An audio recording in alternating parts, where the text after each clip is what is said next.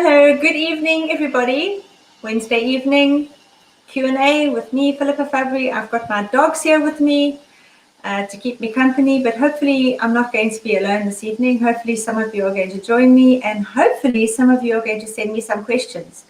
We're talking about handwriting this evening, and I thought I would kick off by talking a little bit about my own personal experience with handwriting areas. And when I was in primary school and learning to write, I'm a lefty, and so I used to hold my pen like that, completely the wrong grip, like that, the tripod grip, I think it's called, and my writing was horrendous. I remember in grade 2 and 3, the teacher constantly was yelling at me because my handwriting was so untidy. And of course, as you're a lefty, as you're writing across the page, so you're smudging everything across the page. And for some reason, I don't know why, we used to write with a B, pencil B, not HB, but B. And of course, B is even darker than HB. So my page was an absolute mess. And so I used to have to practice writing every weekend. So the teacher used to give my mom these pages of letters that I used to have to trace over and practice. And every Saturday morning, I spent my Saturday morning doing school, practicing my handwriting and doing story sums, because I was horrendous at story sums as well. And I really got quite developed quite an issue with writing. I hated writing, and I used to write the bare minimum on the page because I didn't want to get into trouble with my handwriting. And so my essays were very short. Although I loved spelling and I was quite good at spelling and remembering the grammar rules, my essays were not very good. And even so, in high school, when I was doing history, I had to do history. I took history as a subject. My essays were very short and to the point. And I don't think I did very well in history, so I then swapped and did geography instead. But anyway, so yeah, I didn't have a great experience with handwriting at school. And I remember also I chopped and changed my style all the time. I never kept to the same style of handwriting. I would try and adapt to what I could write best. And my writing used to slant to the left, and then it might slant to the right. And then it was very wide, and then it was very narrow. And I constantly was trying to find the best type of writing for myself. So my writing never looked the same. So I suppose because I struggled at school as well with maths particularly and handwriting, I think that's what propelled me into this career of helping children who struggle at school, because I was there. I was one of those children. So I decided I wanted to do a series on helping children with their learning barriers. We've done one on maths, we've done one on reading, and tonight we are doing a quick summary on writing and handwriting and penmanship. And I thought I would just quickly summarize a couple of the issues. And please, if you have got any questions or comments, do post them in here. I can see, I am able to see them as they come through. And you can certainly pop something in the comments there, and I will try my very best to give you some advice and recommendations. So let's go. There are 5 writing skills that children need to acquire when they're at school. The one is handwriting. The second one is learning the grammar rules. The third one is generating ideas. The fourth one is writing those ideas down. And the fifth one is being able to criticize your writing. So looking at your writing and being able to correct it or edit it. So those are the 5 areas, okay? So handwriting, being able to write legibly and neatly so that people can understand and read your handwriting. Number 2 is being able to think and use the grammar rules, spelling rules, and all the necessary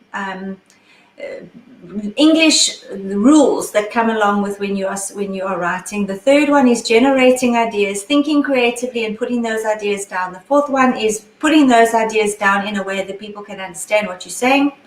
And the fifth one is editing your own work, being able to review your writing.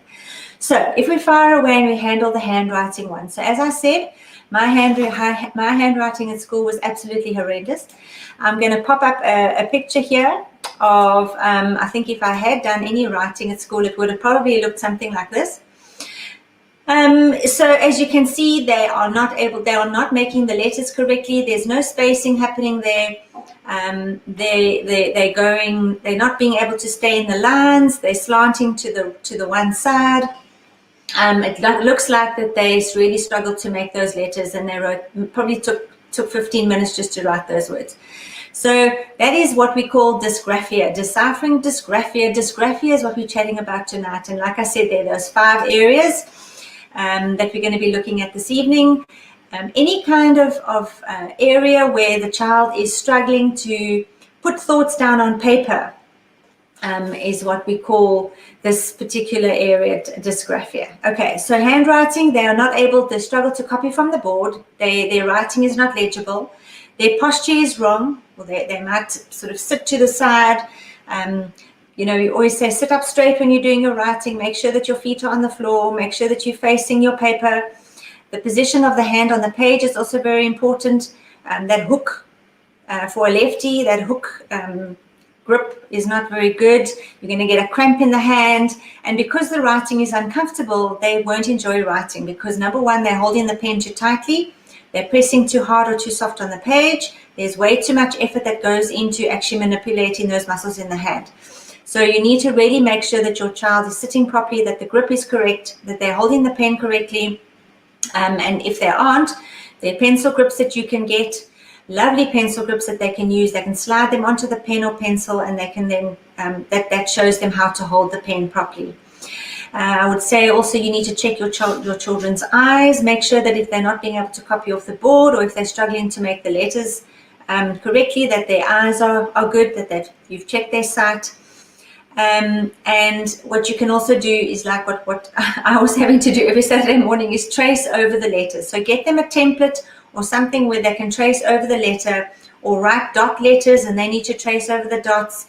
I spoke about the pencil grip already, and maybe you might need to send them to occupational therapy for a while, just so that they can learn those fine motor. These little muscles in the hand need a lot of work. So things like getting little balls of plasticine and making little balls with their finger, putting elastic around, and they need to open and close the elastic, getting them to manipulate a clothes peg. Anything where they are exercising those muscles would be very, very good. All right, before I go on to the grammar rules, let me have a look at my friends and see who's saying hi. Mimi, it's good to see you. My Ginger Ninja says I have a font of my own. Yeah, I think we all develop our own writing style, and that's fine if it's legible. But thank goodness for computers these days, because now I love writing. I mean, I write articles all the time, but if I didn't have a computer, my articles would be very short and sweet. And I love my computer because I'm able to use the computer. Mimi, I wonder, no, she says she's a righty. Okay. Gina and Mimi, you're not going to have your own private conversation here, right? Right. Moving on. So the second one there that I spoke about is being able to use grammar rules and spelling. So this is the kind of dysgraphia, or it's almost a type of dyslexia that where the child misspells words. They don't understand punctuation, and often their verbal ability or the way that they speak might influence how they spell and how they write. So again, you might need to go to a speech therapist to just check their lisp, that they aren't speaking incorrectly, or that they are not making the sounds incorrect, like the TH instead of the F, or the F instead of the TH, things like that. So their punctuation, their grammar rules affect their writing ability. So we spoke about making sure that they speak correctly. They might need to go to speech therapy. And things that you can do to increase or to improve their spelling is get them to write in different substances or different things. So put flour on a tray and let them trace letters using flour, using shaving cream, in the sand at the beach. Anything that is different to a pen on a paper. Let them experience writing in different things that feel different, because that's the kind of thing that they would enjoy doing. Even in the bath, making, writing on the tiles in the bath using shaving cream. Let them trace over, or let them practice their spelling words like that. Anything that's fun, they will enjoy doing. So we call that tactile writing. So it's getting them to learn spelling using other things other than a pen and a paper, so they can practice those. Also joining the dots, if they can trace over words, so give them their spelling words, make dot letters, and they can use those to trace over and learn their spelling words that way. Tracing definitely helps. We used to practice spelling words by writing the letters on their backs, and then they need to try and identify what word you're writing. So you write the word on their back, they can't see what you're writing, and they must tell you what you've written. And then they can do the same on you. That's something quite fun. Right, number 3 is generating and organizing their ideas. So this is an area where many kids struggle to even start writing. So now they've got to write a story. They've got to write a story about, I don't know, going into space, or my holiday, or something like that. Now they don't know how to start. They don't know how the beginning and the middle and the end of a story should the sequencing of the story. So they sit there and they waste 15 minutes looking for their pen, trying to find a piece of paper. They say, I don't know what to write. So they struggle to generate those ideas. It's a creative, that creative side of the brain isn't working as well as it should. And there again, they take up a lot of time trying to think of what to write. And before they know it, the end of the lesson is finished and they haven't started writing yet, or they're not finished. So what you can do here is give them a comic strip and take out the words in the comic strip, and they need to fill in the blocks, the speech bubbles. So give them something that at least gives them a framework. Let them think of what they want to write, doing a mind map or spider diagram.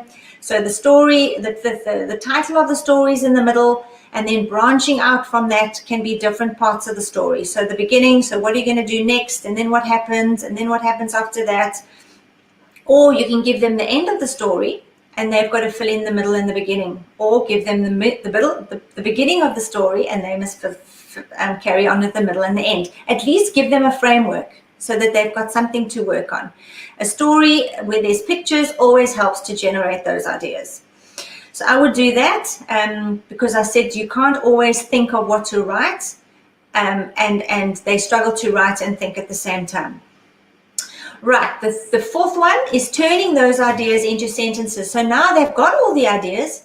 They might have the most amazing story in their head, but now to get it from their brain onto the piece of paper.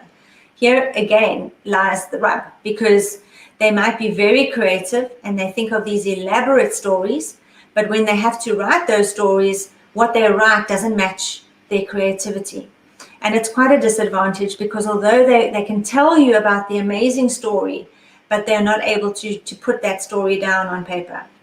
So here again, I think the most important thing here is to not to keep that creativity going.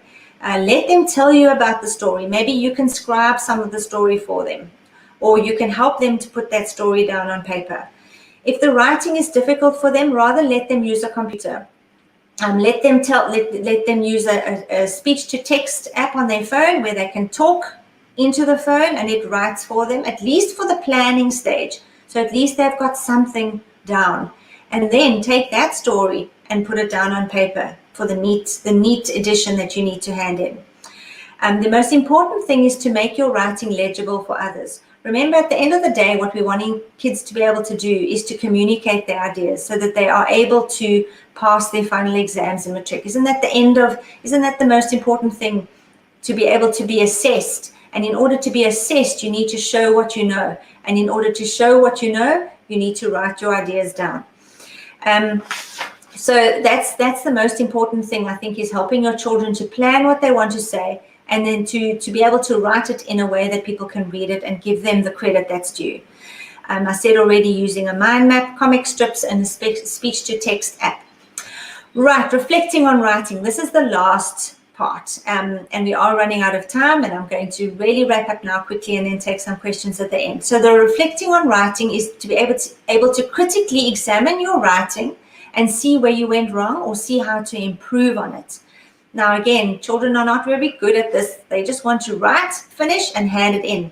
They are not very good at looking at their own work and criticizing it and seeing how to improve on it. So again, this is something that we have to teach children, that mistakes are okay. We learn through mistakes, and that it's okay to edit your own work And if they want mom or dad or somebody to edit their own work, that's fine. They mustn't get upset when it comes back with some corrections. That's how we learn. Children don't always know how to use a dictionary. And this is simply because they might not know the sequences of the letters. So when you say to them, why don't you look up the word photograph? And they're wanting to go, how does photograph start? And you go, and they want to start with F. And they'll start looking up the word photograph with a F, but it's actually a PH. So it's all of those skills that come into play. If they're not used to using a dictionary, maybe we need to start teaching them how to use a dictionary and how the words are laid out in a dictionary. It's a very, very important skill, that. So encourage your children to ask for help. It's not a sign of weakness because you have to ask for help. This is a skill that kids need to learn. As I finish, the concessions that you as a parent can ask for if your child has been diagnosed with a writing difficulty, which is dysgraphia or dyslexia, they can get a concession which allows them to then have an oral exam or a scribe for the exam. So this is a concession that is granted by the Department of Education if your children are writing the CAPS exams, or if they're writing an IEB exam, it's granted through the IEB, or if they are writing through Sakai, they can apply for their concession through Sakai. So I would encourage you, if your child is really, really struggling and they are in the sort of upper end of primary school, heading into high school, please apply for that concession. But remember, it needs to be a diagnosis that's given by a professional, either a clinical psychologist, not a counseling psychologist, an educational psychologist, or somebody that is able to diagnose that difficulty, say that this child has dyslexia and therefore they need to get a concession for the exam. So that's it, guys. 15 minutes. We've gone slightly over time. Thank you for watching. If there are any questions, like I said, you can post those in the comments. I will be checking this feed and making sure that there isn't anything that I've missed. But my name is Philippa Fabbri. I do this every Wednesday at 8 o'clock. Next Wednesday, I'll be chatting with my friend Danny Ahing, and we'll be talking about memory and how to improve your child's retention of information. So I'm going to sign out. Thank you so much for watching. I want to finish off with a picture, which we were sort of looking at this last week when I did my the stream with Danny. We were talking about how you're writing in exams. The first 2 pages looks like that, the middle pages, and then the last 2 pages, because again, your hand gets tired, you're struggling to finish, and that's how it might end up. And you don't want it to do that. Otherwise, you are not going to get any marks for that exam. Right, so thanks for watching, everybody. Have a great evening. Good night.